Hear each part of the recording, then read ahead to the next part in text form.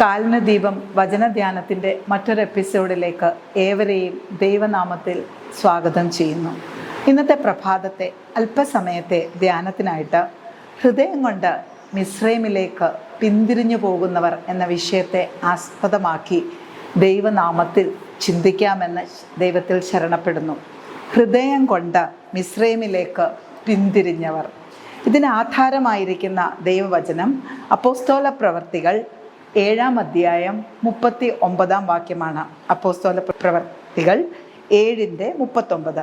അതിപ്രകാരം വായിക്കുന്നു: നമ്മുടെ പിതാക്കന്മാർ അവന് കീഴ്പ്പെടുവാൻ മനസ്സില്ലാതെ അവനെ തള്ളിക്കളഞ്ഞ് ഹൃദയം കൊണ്ട് മിസ്രൈമിലേക്ക് പിന്തിരിഞ്ഞു.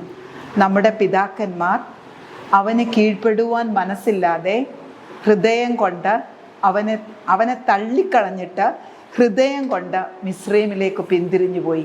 അവർ നിൽക്കുന്നത് കനാനിൻ്റെ പടിവാതിൽക്കലാണ്. ശരീരം കൊണ്ട് കനാനിനോട് ഏറ്റവും അടുത്താണെങ്കിലും ഹൃദയം കൊണ്ട് അവർ മിസ്രൈമിലേക്ക് പിന്തിരിഞ്ഞു പോകുന്ന വളരെ ദാരുണമായ ഒരനുഭവമാണ് ഇവിടെ പ്രതിപാദിക്കുന്നത്. സ്തേഫാനോസ് കൃപ നിറഞ്ഞവനായി പുരോഹിതന്മാരോട് തൻ്റെ അനുഭവങ്ങളും പിതാക്കന്മാരുടെ അനുഭവങ്ങളും ക്രൈസ്തവ സാക്ഷ്യവും വലിയ സന്ദേശമായിട്ട് പറയുന്ന കൂട്ടത്തിൽ കോട്ട് ചെയ്യുന്ന ഒരു ഭാഗമാണ് പിതാക്കന്മാരുടെ ഹൃദയം കൊണ്ടുള്ള മിസ്രൈമിലേക്കുള്ള പിന്മാറ്റം അഥവാ തിരിച്ചുപോക്ക്. തിരിച്ചു പോകുന്നവർക്ക് പോകുന്നവരെക്കുറിച്ച് ദൈവത്തിൻ്റെ ഉള്ളിൽ പ്രസാദമില്ല. നാം ആയിരിക്കുന്ന ക്രൈസ്തവ യാത്ര ഒരിക്കലും പിന്മാറ്റത്തിനല്ല, അത് മുന്നോട്ടാണ്. വിശ്വസിച്ച് മുന്നോട്ട് പോകുന്നവരുടെ കൂട്ടത്തിലായിരിക്കാൻ പിന്മാറുന്നുവെങ്കിൽ നമ്മൾക്ക് കനാനിലും നിത്യതയിലും എത്തുവാൻ സാധിക്കുകയില്ല എന്ന് കാണാം. നമ്മുടെ പിതാക്കന്മാർ അനേക അത്ഭുതങ്ങളും അടയാളങ്ങളും കണ്ടിട്ടാണ് കനാനോളം എത്തിയത്. അവരുടെ പുറപ്പാട് തന്നെ നമുക്കറിയാം. പഴയ നിയമത്തിലെ പുറപ്പാട് പുസ്തകം 12:30 ഒരു ശവപ്പറമ്പിലൂടെയാണ് അവർ മിസ്രൈമിൽ നിന്ന് പുറപ്പെടുന്നത്. 10ാമത്തെ ബാധയായി കടിഞ്ഞൂൽ സംഹാരം നടക്കുമ്പോൾ മുറവിളി ഉയരുന്ന മിസ്രൈമ്യരുടെ ഭവനങ്ങൾ ചുറ്റും കണ്ടുകൊണ്ട് അറുക്കപ്പെട്ട കുഞ്ഞാടിൻ്റെ രക്തം മുദ്രയായിരിക്കുന്ന ഇസ്രയേലിൻ്റെ ഒരു ഭവനത്തിലും വിലാപവും മരണവും കയറി വരാത്ത ആ വ്യത്യസ്തമായ അത്യത്ഭുതമായ അനുഭവത്തിൻ്റെ മധ്യത്തിലൂടെയാണ് ഇസ്രയേൽ ജനത മിസ്രൈം വിടുന്നത്. ഈ മഹാ അത്ഭുതം കണ്ടവരാണ്, ദൈവത്തിൻ്റെ ബലമുള്ള കൈ കണ്ടവരാണ്. പിന്നീട് അങ്ങോട്ടുള്ള യാത്ര മരുഭൂമിയിലായിരുന്നെങ്കിലും മരുഭൂമിയിൽ അവർക്ക് യാതൊന്നിനും കുറവില്ല എന്ന് ദൈവത്തിൻ്റെ വചനം വ്യക്തമായി കാണിക്കുന്നു. അവരുടെ വസ്ത്രം പഴകി പോവുകയോ അവരുടെ ചെരുപ്പ് ജീർണിച്ചു പോകുകയോ അവർ തളർന്നു പോവുകയോ ചെയ്യുന്നില്ല.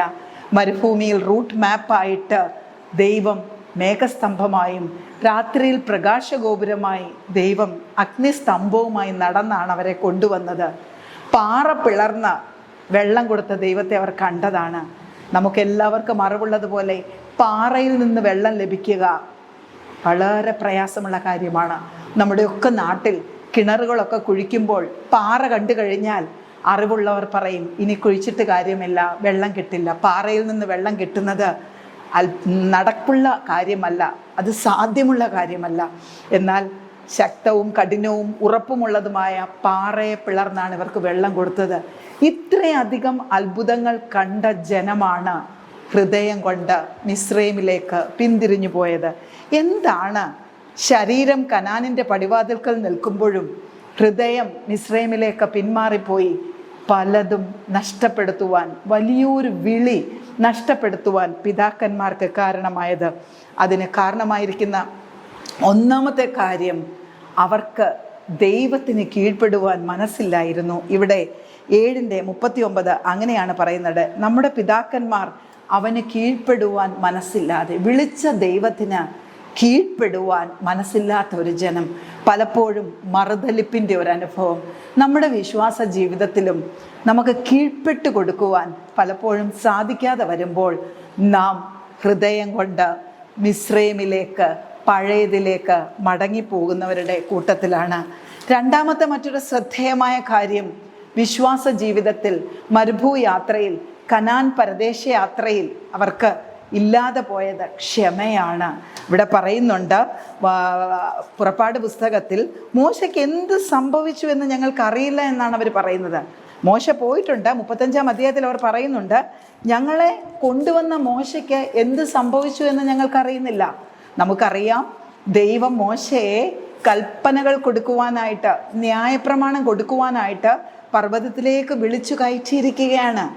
ദൈവവും മോശയും കൂടെ സംവാദിച്ചുകൊണ്ട് ഈ ജനത്തിന് വരും കാലങ്ങളിൽ വേണ്ട ന്യായപ്രമാണങ്ങളും നിയമങ്ങളും കൊടുക്കുമ്പോൾ അല്പം കാലതാമസമുണ്ടായി.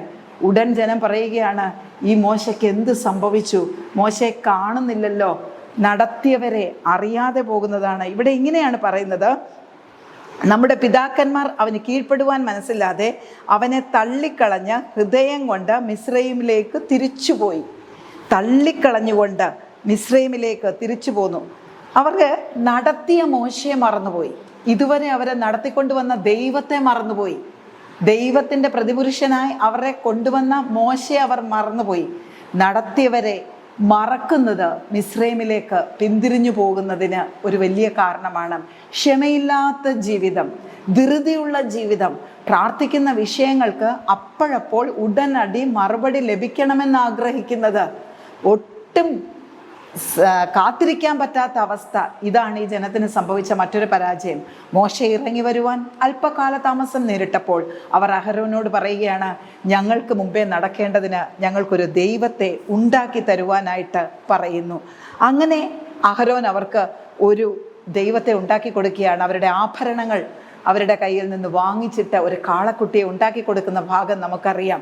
കൈപ്പണിയിൽ ഉല്ലസിക്കുന്ന ജനമാണ് മിസ്രയീമിലേക്ക് പിന്തിരിഞ്ഞു പോകുന്നത്. വാക്യം പറയുന്നുണ്ട്, അവർ ആ ബിംബത്തിന് ബലി കഴിച്ച് തൻ്റെ കൈപ്പണിയിൽ, 41-ാം വാക്യം, ആ ബിംബത്തിന് ബലി കഴിച്ച് തങ്ങളുടെ കൈപ്പണിയിൽ ഉല്ലസിച്ചു കൊണ്ടിരുന്നു. കൈപ്പണിയിൽ ഉല്ലസിക്കുന്ന ജനം ഹൃദയം കൊണ്ട് മിസ്രയീമിലേക്ക് പോകുന്നവരാണ്. ശരീരം കൊണ്ട് കനാനിലാണെങ്കിലും, കനാനിൻ്റെ പടിവാതിലാണെങ്കിലും ഹൃദയം കൊണ്ട് അവർ മിസ്രയീമിലേക്ക് പോവുകയാണ്. ഈ പ്രഭാതത്തിൽ നമുക്കും ശാന്തമായി ചിന്തിക്കാം. നാം ഉല്ലസിക്കേണ്ടത് സൃഷ്ടാവായ ദൈവത്തിങ്കലാണ്. എന്നാൽ പലപ്പോഴും നാം അറിഞ്ഞോ അറിയാതെ നമ്മുടെ കൈവേലയിൽ, നമ്മുടെ നേട്ടങ്ങളിൽ, നമ്മുടെ കൈപ്പണിയിൽ ഉല്ലസിക്കുന്നതായിട്ട് നമുക്ക് കാണാനായിട്ട് സാധിക്കും. അവർ ഉല്ലസിച്ചു കൊണ്ടിരുന്നു. അതുകൊണ്ട് എന്താ സംഭവിച്ചത്? ദൈവവും പിന്തിരിഞ്ഞു എന്ന് വിശുദ്ധ വചനം ഓർപ്പിപ്പിക്കുന്നു.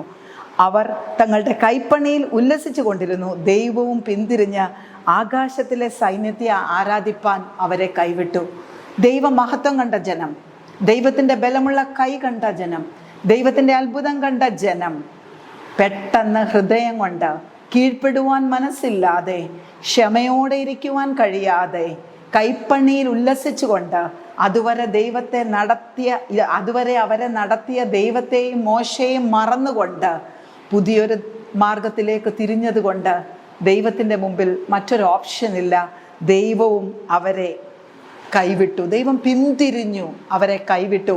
ആകാശത്തിലെ സൈന്യത്തെ ആരാധിപ്പാൻ അവരെ ഏൽപ്പിച്ചു കൊടുക്കുകയും പിന്നത്തേതിൽ അവർ ബാബിലോണിനപ്പുറം പ്രവാസത്തിലേക്ക് പോകുന്നതായിട്ട് നമുക്ക് കാണാം.